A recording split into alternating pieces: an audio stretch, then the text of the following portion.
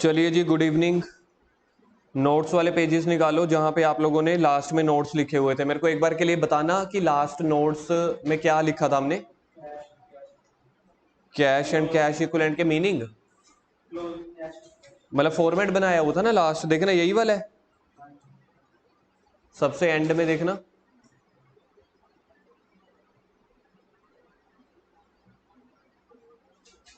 सबसे लास्ट में हमने कैश फ्लो का फॉर्मेट बनाया था जो closing cash and cash equivalent पे खत्म हो रहा था।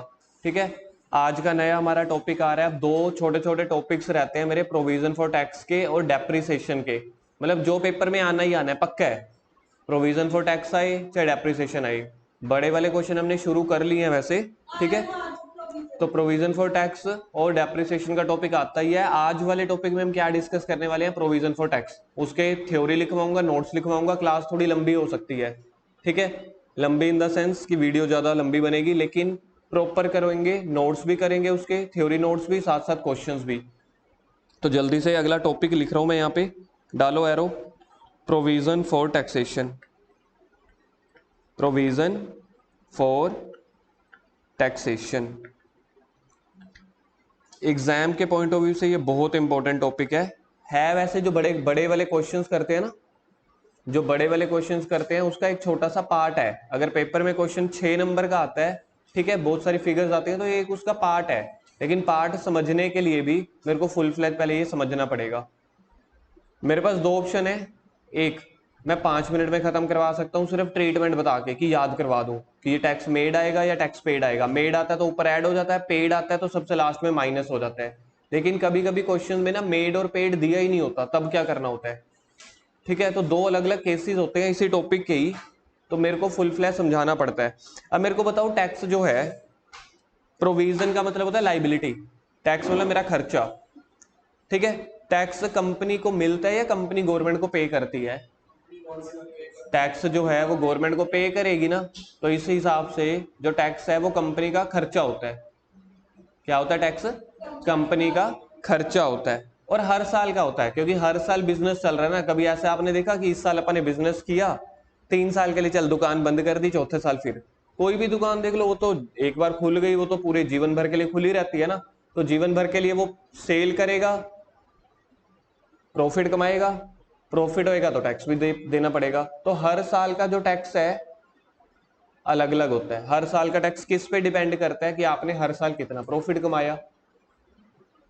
कंपैरेटिव या कॉमन साइज स्टेटमेंट का हमने चैप्टर किया था, उसमें पी एंड एल अकाउंट का फॉर्मेट क्या बनता था? सबसे पहले ऊपर रेवेन्यू फ्रॉम ऑपरेशंस, फिर एड अदर इनकम्स, फिर टोटल 7 तरह के खर्चे होते थे। कौन कौन से? पहला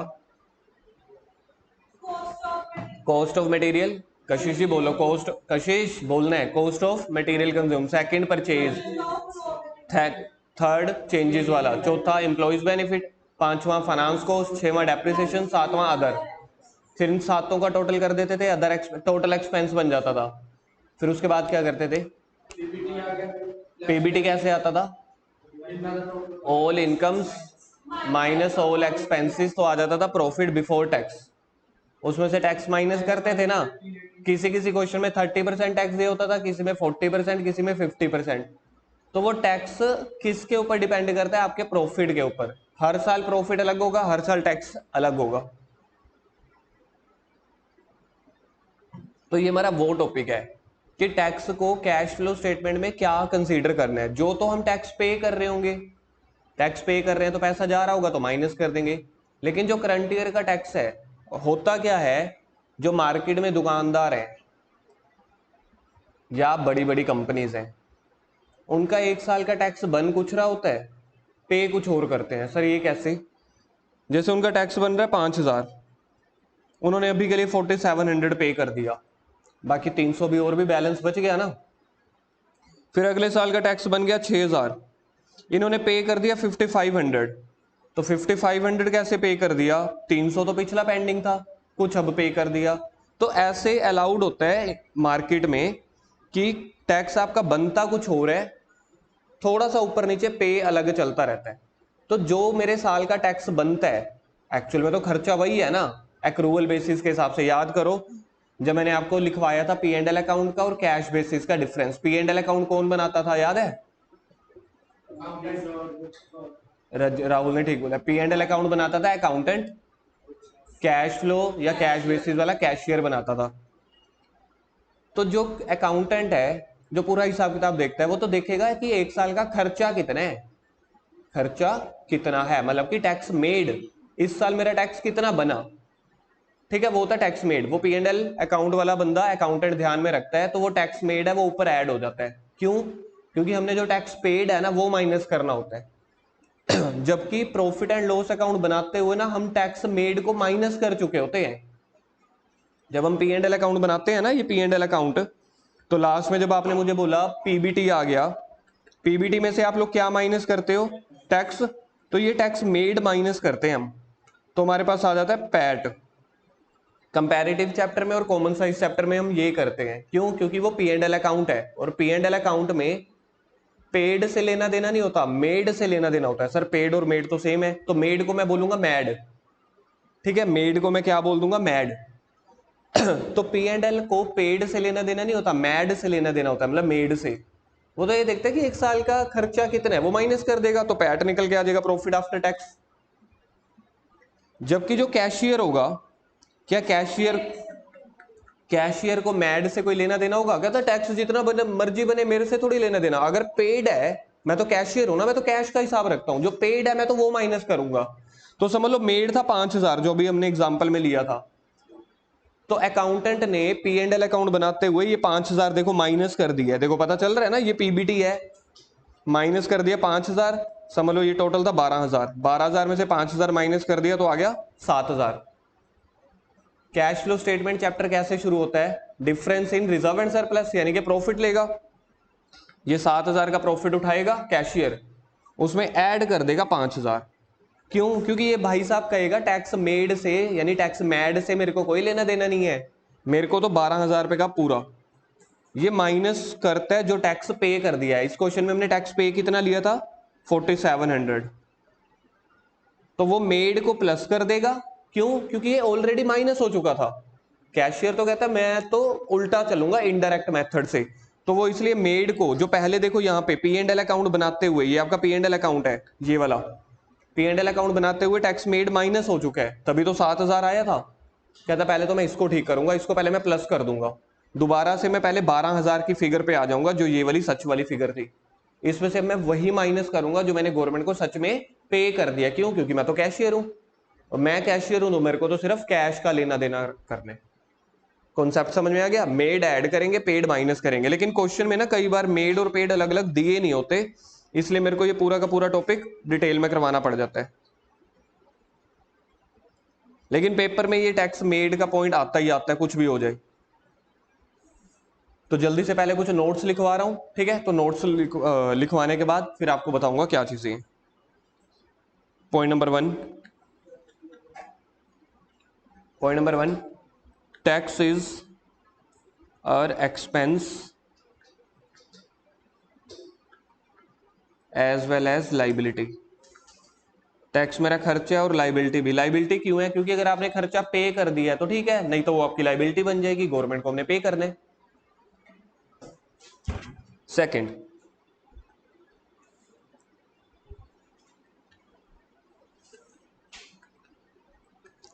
टैक्स इज रिकॉर्डेड, इसका बताओगे कोई मेजर हेड या सब हेड क्या होता था बैलेंस शीट में? देखें जी, सोच सकते हो बैलेंस शीट में इसका मेजर हेड या सब हेड क्या होता था? प्रोविजन फॉर टैक्स का, मतलब इसी टैक्स का provision for tax. Current liability ठीक है, major head okay. Defer tax तो आता ही लॉन्ग में था, तो ये आता था शॉर्ट टर्म प्रोविजन में। Tax is recorded under short term provision,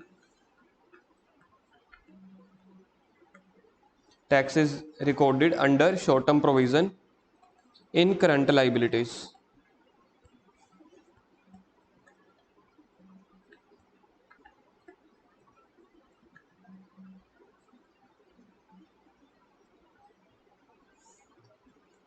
tax का मतलब प्रोविजन फॉर टैक्स ही हो गया, ठीक है? Tax is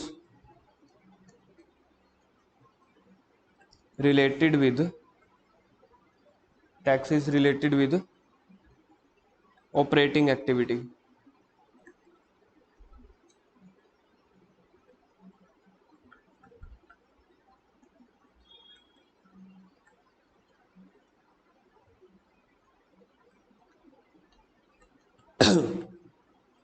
if tax made, अगर टैक्स मेड हुआ, टैक्स मेड का मतलब होता है करंट ईयर का tax.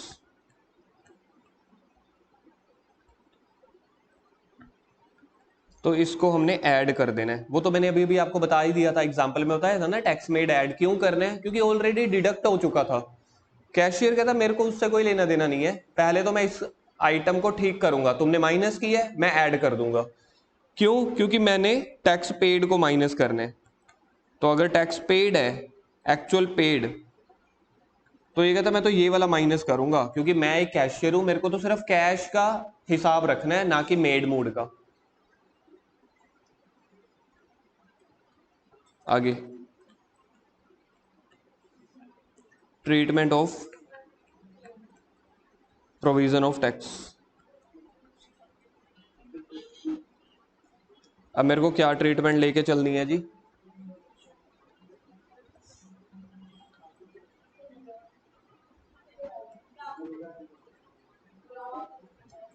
Treatment of provision of taxation, ठीक है। इसमें दो तरीके की चीजें होंगी। If no information is given,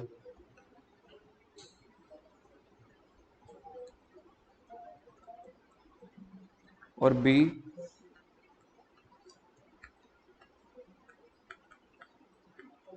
if specific information is given in question। देखो दो तरह की चीजें होंगी, या तो आपको प्रोविजन फॉर टैक्स के लिए कोई इंफॉर्मेशन क्वेश्चन में गिवन नहीं दी होगी, ठीक है, या फिर हो सकता है आपको कोई इंफॉर्मेशन गिवन होगी।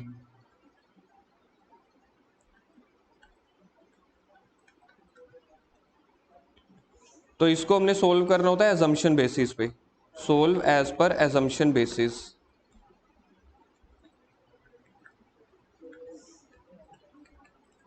Solve as per instructions.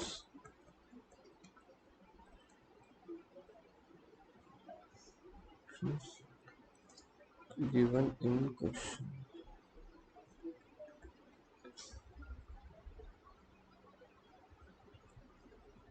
Solve as per assumption basis, solve as per instruction given in cases, ठीक है। ट्रीटमेंट करनी है हमने प्रोविजन फॉर टैक्सेशन को कैश फ्लो स्टेटमेंट में। क्वेश्चन तो कैसे क्वेश्चन में गिवन होगी? देखो दो तरह की चीजें हैं। पहला मैंने क्या बॉक्स बनाया, अगर कोई इन्फॉर्मेशन गिवन ही नहीं है, सोचो इन्फॉर्मेशन गिवन नहीं है, तो मेरे को क्या लगाना पड़ेगा? मेरे को एजम्पशन ही लगानी पड़ेगी। अगर क्वेश्चन स्पेसिफिक कुछ बोल रहा है, कह रहे हैं क्वेश्चन में स्पेसिफिक दिया हुआ है कि मेड ये है पेड ये है, क्या तब भी आप एज्यूम करोगे?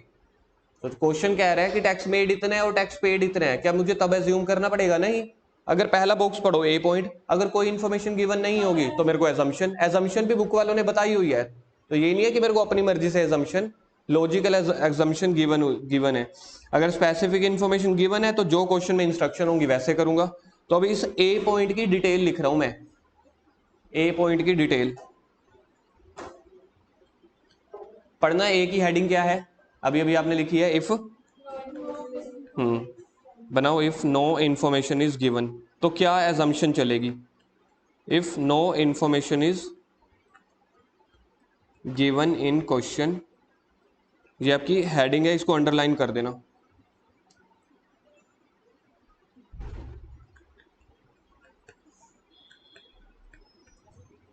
इंफॉर्मेशन गिवन नहीं है तो क्वेश्चन के इंस्ट्रक्शन के हिसाब से सोल्व करना है या एजम्पशन?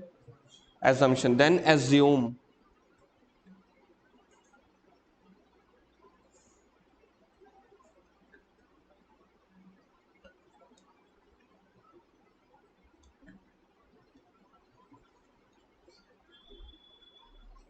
देन एज्यूम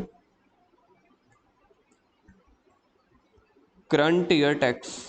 अगर आपको करंट ईयर का टैक्स दिया होगा उसको मान लेना है हमने टैक्स मेड। करंट ईयर का टैक्स मेड है, तो टैक्स मेड मुझे बताओ ऐड करते हैं या लेस करते हैं? तो ऐड कर दो।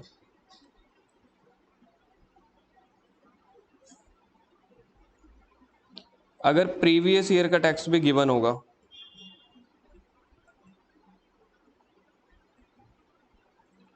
प्रीवियस ईयर का टैक्स, तो इसको हम बोलते हैं ये टैक्स पेड है। टैक्स पेड है तो पैसा जा रहा है तो माइनस, मतलब कि लेस। लेकिन होगा कहां पे ये, कौन सी एक्टिविटी में, ऑपरेटिंग एक्टिविटी में, इन ऑपरेटिंग एक्टिविटी। वो तो हमने ऊपर ही लिखवाया है, देखना ऊपर मैंने कौन से पॉइंट में लिखवाया था, स्टार्टिंग में देखना। कशिश कह रही है थर्ड, देखना कौन से पॉइंट में लिखवाया है, सेकंड में। कशिश आपका थर्ड कैसे है यार, थर्ड है।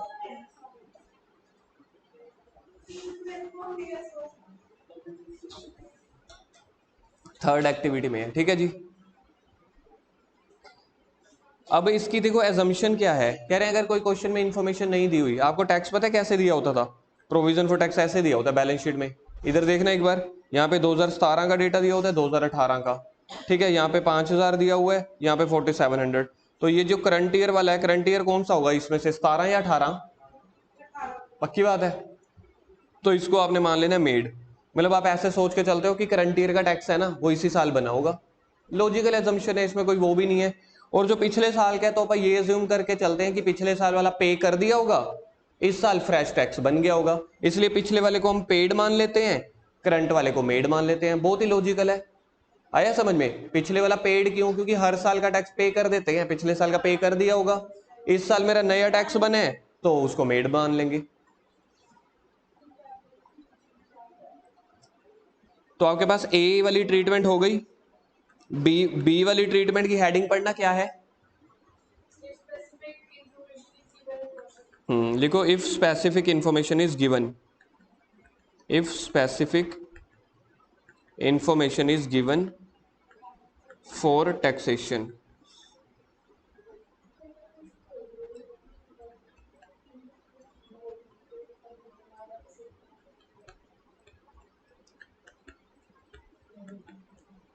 then prepare provision for tax account, then prepare provision for tax account।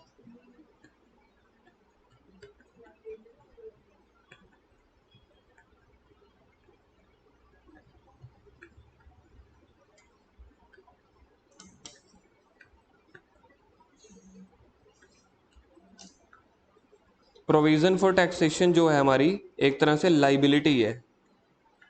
और मुझे बताओ लाइबिलिटी के बैलेंस डेबिट से स्टार्ट होने चाहिए या क्रेडिट से, लाइबिलिटी के, लाइबिलिटी क्रेडिट, एसेट्स डेबिट। तो यहां से क्वेश्चन स्टार्ट होगा,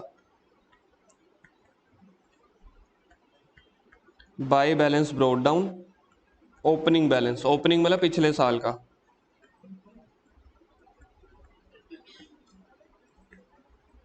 अगर ओपनिंग इस तरफ है तो क्लोजिंग कहां पे आना चाहिए बताना मुझे, टू वाली साइड नीचे, ठीक है। क्लोजिंग बैलेंसेस नीचे होते हैं, टू बैलेंस कैरी डाउन। मतलब मेरे पास ओपनिंग बैलेंस इतना था, मैं वैसे अज्यूम भी कर लेता हूँ यार, कोई एक फिगर लेके चल पड़ता हूँ मैं। समझ लो मेरे पास ओपनिंग बैलेंस था 50,000 रुपये, मतलब मैंने गवर्नमेंट को 50,000 रुपये देने हैं।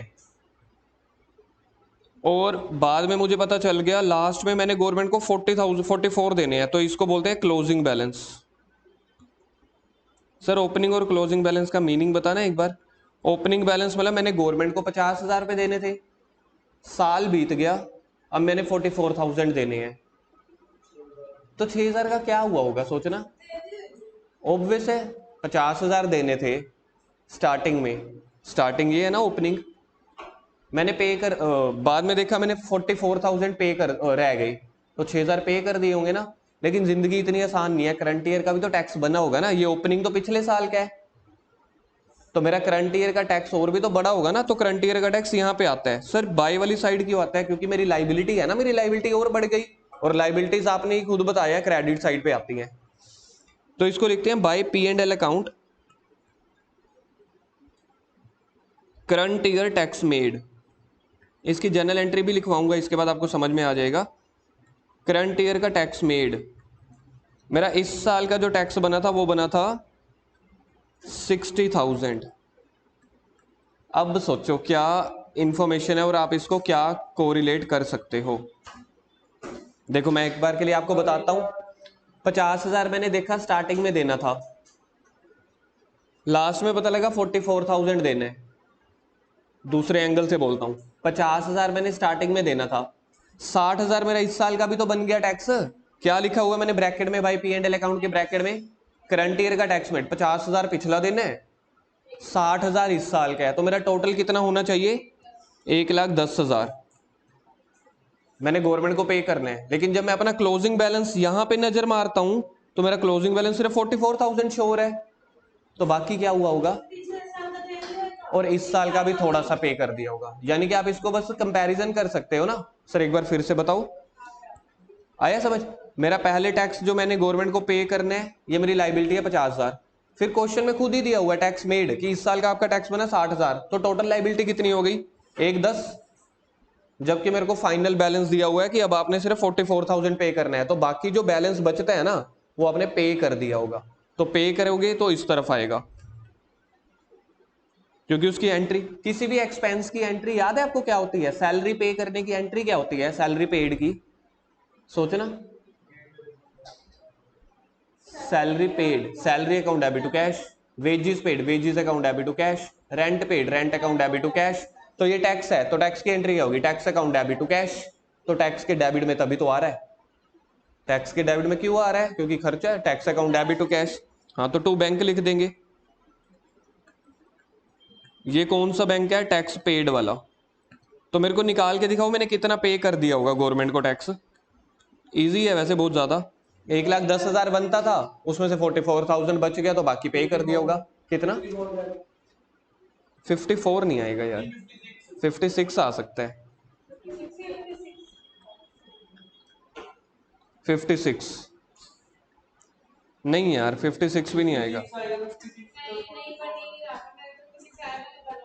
नहीं बनेगा यार 56।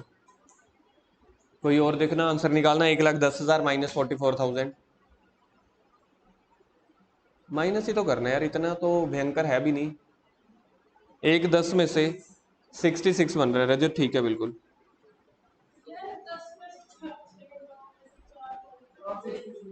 66 आ रहा है राहुल।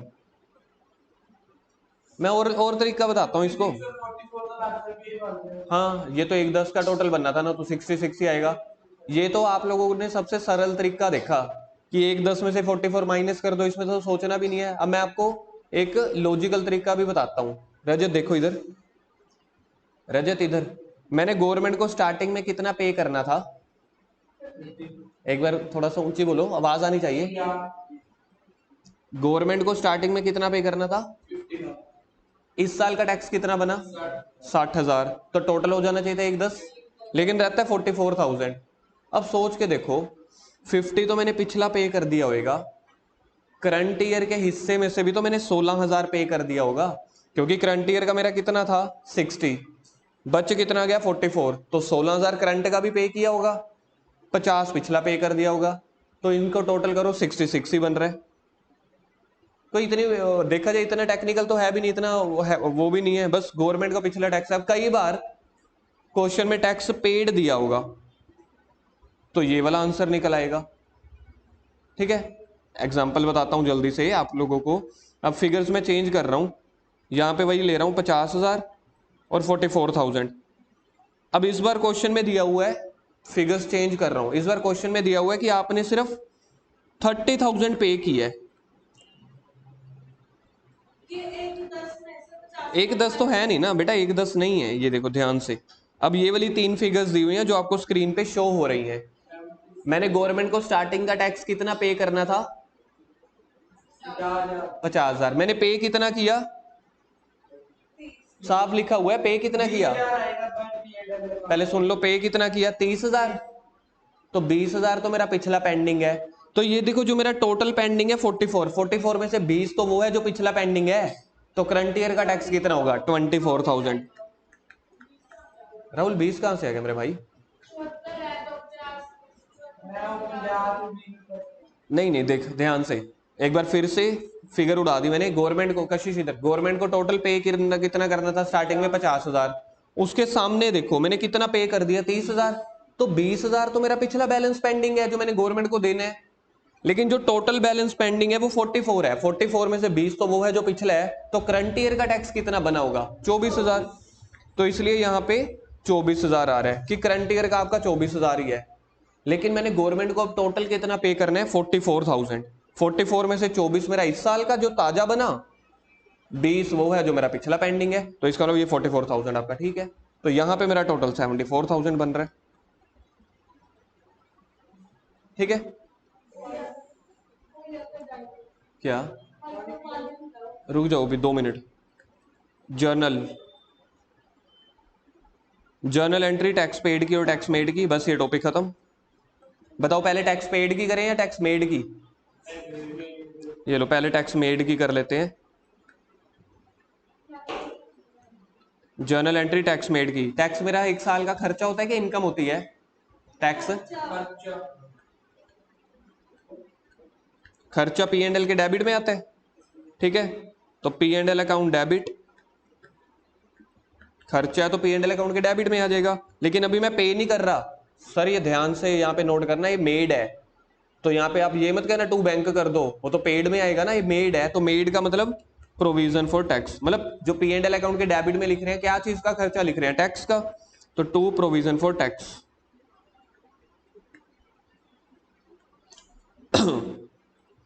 अब टैक्स पेड की सोचो, ऊपर वाले अकाउंट में आपके पास है पड़ी है वैसे टैक्स पेड, जर्नल एंट्री सोच सकते हो आप। ऊपर देखो डेबिट साइड पे आप लोगों ने लिखा हुआ है टैक्स पेड, जर्नल एंट्री बनाना देखें जी किसी को बनानी आती है कि नहीं? Bank to P and L account, Rahul महा गलत है। बैंक मेरे को पैसा मिल रहा है कि पे कर रहा हूँ? तो पे कर रहे हैं तो बैंक डेबिट होएगा। हाँ आपकी ठीक है यार, इधर सामने देख लो ना रजत, पी एंड एल कहाँ है? इधर देखो ये प्रोविजन फॉर टैक्स अकाउंट है, तो यहाँ पे अभी आपने 30,000 ये डेबिट साइड में नहीं लिखा, तो provision for tax account debit यानी tax account debit to bank.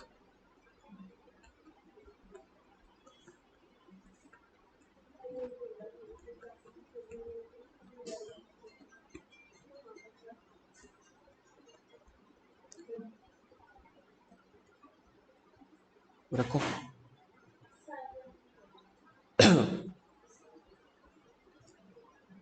ठीक है, ये है आपकी जर्नल एंट्री, कोई खास है थोड़ी ना यार। टैक्स पे कर रहे हैं तो tax account debit to bank, अगर टैक्स बन रहा है मेरा मेड है खर्चा है तो खर्चा पी एंड एल में आता है, P and L account debit to tax. Example लिखना इसके नीचे।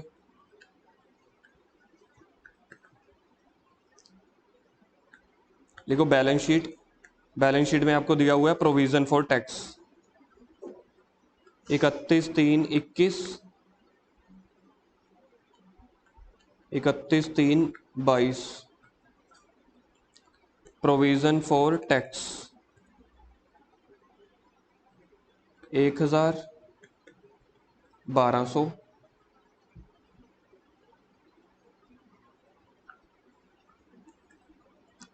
नीचे दिया हुआ है बैलेंस शीट के बाहर tax made, tax made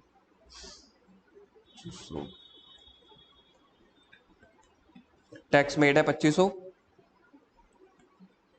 calculate, अगर टैक्स मेड दिया हुआ है तो मेरे को टैक्स कौन सा निकालना पड़ेगा?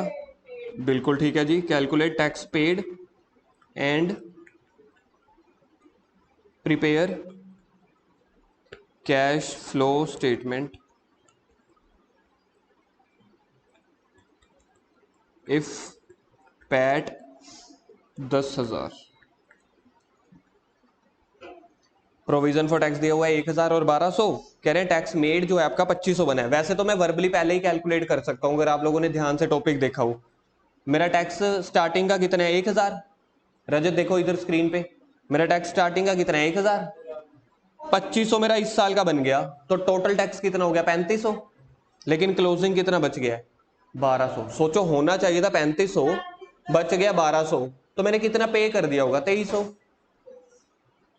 उंगलियों पे आंसर निकल सकता है 1 सेकंड में, क्योंकि टॉपिक में बहुत ज्यादा जान प्राण है नहीं।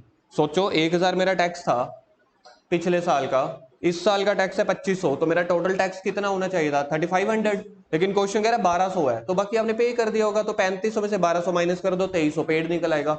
लेकिन मेरे को इसके लिए अकाउंट बनाना पड़ेगा। लिखो solution provision for tax account. Sir ये प्रोविजन फॉर टैक्स अकाउंट बनाना जरूरी है? जी हाँ, बनाना जरूरी है। इधर डेबिट इधर क्रेडिट। कहां से शुरू करूं प्रोविजन? बाय वाली साइड से, by balance brought down. Opening, opening का मतलब होता है लास्ट ईयर का। तो मुझे बताओ ओपनिंग कितना दिया हुआ है? क्वेश्चन आप लोगों के पास आया पड़ा कॉपी में, 1000। बिल्कुल ठीक है जी, कम से कम ओपनिंग रीड आउट करना आया आप लोगों को। और टू बैलेंस कैरी डाउन बताओ, to balance carry down closing 1200, ये भी ठीक है। अब देखो क्वेश्चन में टैक्स मेड था या पेड था? पेड था, तो मेड है 2500, तो टैक्स मेड बाय वाली तरफ आता है। क्यों? क्योंकि ये मेरी लाइबिलिटी है ना, तो और बढ़ रहा है, तो बाय वाली साइड। लिखते क्या है? By P and L account, bracket में लिखेंगे टैक्स मेड 2500। तो टोटल 1000 था, 2500 और बन गया, तो टोटल हो गया 3500। 1000 ओपनिंग था, 2500 और बन गया, तो टोटल हो गया 3500।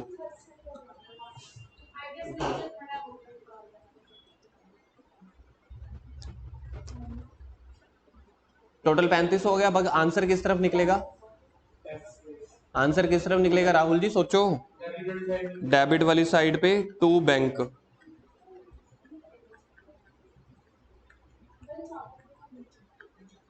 टैक्स पेड, और इसको साथ में लिख देना, इसको लिख देना बैलेंसिंग फिगर। बैलेंसिंग फिगर का मतलब है हमने आंसर निकाला 2300। बिल्कुल ठीक है जी, आ गया समझ में? जर्नल एंट्री इसकी क्या बनेगी टैक्स मेड की? देखना पीछे, P and L account debit to provision for tax. और पेड वाले की 2300 की क्या बनेगी? Provision for tax account debit to bank. Journal entry इस पेपर में नहीं पूछी जाती, लेकिन छोटा क्वेश्चन आ जाता है 2 नंबर में इसी का ही, कि टैक्स मेड की और पेड की जर्नल एंट्री बताओ। तो पहले हम कर रहे हैं जर्नल एंट्री टैक्स मेड की।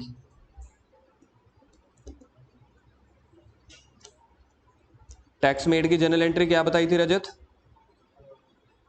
P and L account debit to provision for tax, P and L account debit to provision for tax. तो बताओ टैक्स मेड कितना था? क्वेश्चन में लिखा हुआ है आपने 2500।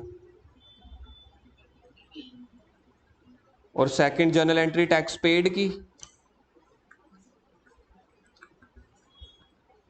टैक्स पेड की जर्नल एंट्री क्या बनेगी जी? Provision for tax account debit to bank, provision for tax account debit to bank. देखना पे कितना की है? 2300।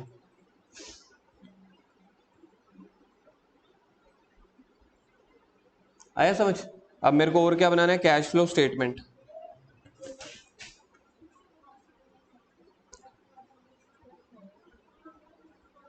कैश फ्लो स्टेटमेंट के साथ वर्ड आपने लिखना है फॉर द ईयर।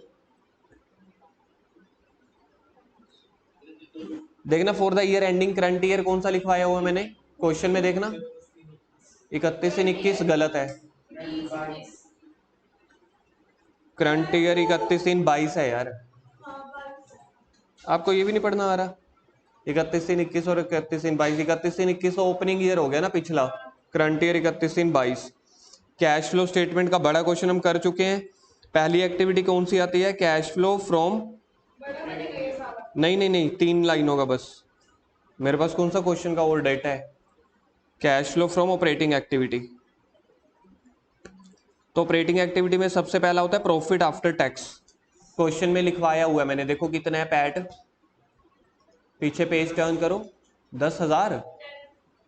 देखना यही है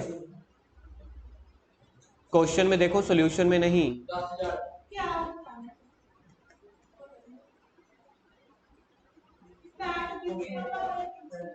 10,000 गिवन है।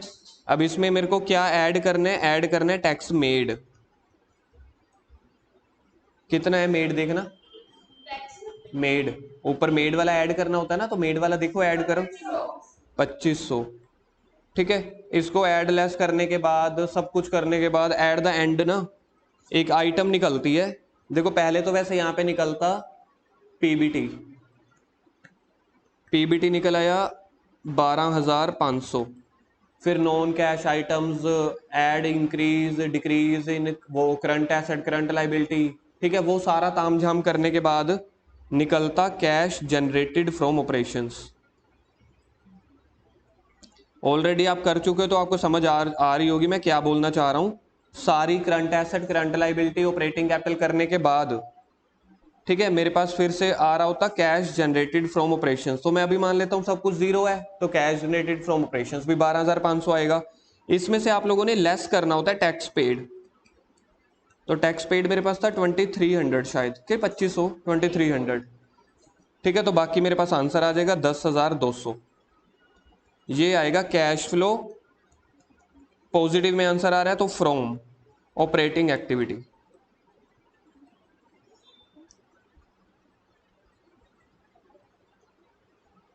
आया समझ में? रजत पानी की बोतल दो उसको। कोई बात नहीं, अभी के लिए सार लो, गर्मी लगी रहनी चाहिए, टॉपिक बड़ा फ्लो में चल रहा है। आगे एग्जांपल नंबर 2।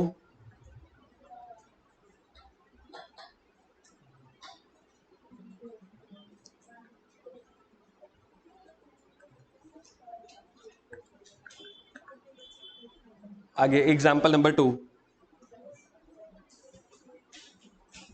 बनाओ जी, बनाओ, बैलेंस शीट बनाइए। बैलेंस शीट में दिया हुआ है प्रोविजन फॉर टैक्स 31/3/21 और 31/3/22। प्रोविजन फॉर टैक्स दिया हुआ है 60,000 और यहाँ पे दिया हुआ है 75,000। बस इतनी बैलेंस शीट दी हुई है बस। प्रिपेयर CFS, CFS की फुल फॉर्म, बस इतना ही दिया हुआ है, बात खत्म। सॉल्यूशन, अब यहाँ पे कौन सा फॉर्मूला लगेगा? टैक्स मेड भी नहीं दिया हुआ, टैक्स पेड भी नहीं दिया हुआ। सबसे पहले लिखो, हाँ लिखो, एजम्पशन मेथड इज फॉलोड। जो क्वेश्चन में कुछ दिया ही नहीं है तो एजम्पशन मानना पड़ेगा। Assumption method is followed. अच्छा, एजम्पशन मेथड में अब पीछे अपने जिंदगी के 5, 10, 15 मिनट रिवाइंड करो, नहीं तो अपने पेजेस के 1-2 पेज रिवाइंड करो। देखो पहले क्या रिवाइंड करना चाहोगे, पेजेस या पहले अपना दिमाग? देखो इसमें से टैक्स मेड कौन सा होना चाहिए, पेड कौन सा? प्रूफ तो आपके पास रिटर्न है ही पड़ा। मेड 60,000 या पेड? एक आंसर आ रहा है मेड 60, रजत का आ रहा है मेड 75। हाँ, रजत का ठीक था, कशिश का ठीक है। अब यार पिछला टैक्स तो देखो, आप ऐसा सोचो ना, पिछला तो हिसाब मैंने कर दिया होगा, इसलिए पिछला क्या होगा, पिछला पेड होगा। और जो करंट ईयर है, करंट ईयर में ताजा टैक्स बन के आ रहा होगा, इसलिए ये मेड होगा। सबसे इजी मेथड यही वाला है। तो एजम्पशन मेथड इज फॉलोड। बनाओ cash flow statement. Cash flow statement में सबसे पहले आएगा पैट। समझ लो क्वेश्चन में 0 दिया हुआ है। अब इसमें ऐड कर दो टैक्स मेड। तो टैक्स मेड के ब्रैकेट में आप लिखो करंट ईयर। टैक्स मेड के ब्रैकेट में लिखेंगे करंट ईयर। तो करंट ईयर का टैक्स मेड देखना कितना है, 75,000 को कर देंगे प्लस, और टैक्स पेड को माइनस कर देंगे। अभी मैं और कुछ नहीं लिख रहा, सीधा ट्रीटमेंट सिखा रहा हूं, तो मैंने यहाँ पे सीधा लिख दिया टैक्स पेड। तो वो माइनस कर दो। माइनस कौन सा करेंगे, पिछला 60,000। तो आंसर बच गया 15,000। ये भी पॉजिटिव में है तो cash flow from operating activity आ जाएगा। ठीक है जी। अब इस ये 5-6 दिन का है अभी। अब इसके बाद आप लोगों ने क्या कहते, बुक ओपन करो, एक बड़ा क्वेश्चन करेंगे, 15 मिनट लगेंगे अभी।